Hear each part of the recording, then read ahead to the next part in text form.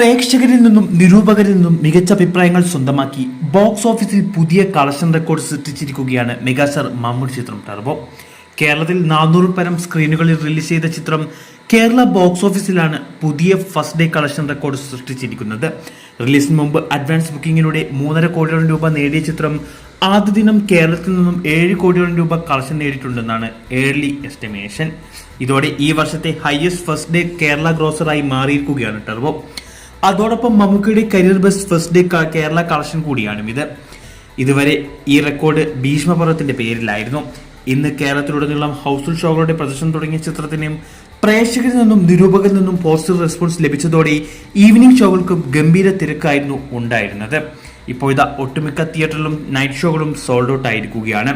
Ticket ഇല്ലാത്തത് മൂലം പല തിയേറ്ററുകളും ഇതിനോടകം എക്സ്ട്രാ ഷോസും ആഡ് ചെയ്തിട്ടുണ്ടെങ്കിലും ഷോ കൗണ്ട് ഇനിയും കൂടാനുള്ള സാധ്യതയുമുണ്ട്. ആക്ഷൻ രംഗങ്ങൾ കൊണ്ടും സ്ക്രീൻ പ്രസൻസ് കൊണ്ടും മമ്മൂക്ക തകർത്താടിയ ചിത്രം യുവ പ്രേക്ഷകരെ പോലെ കുടുംബ പ്രേക്ഷകർക്കും ഒരുപോലെ ആസ്വദിക്കാൻ പറ്റുന്ന ചിത്രമാണ്.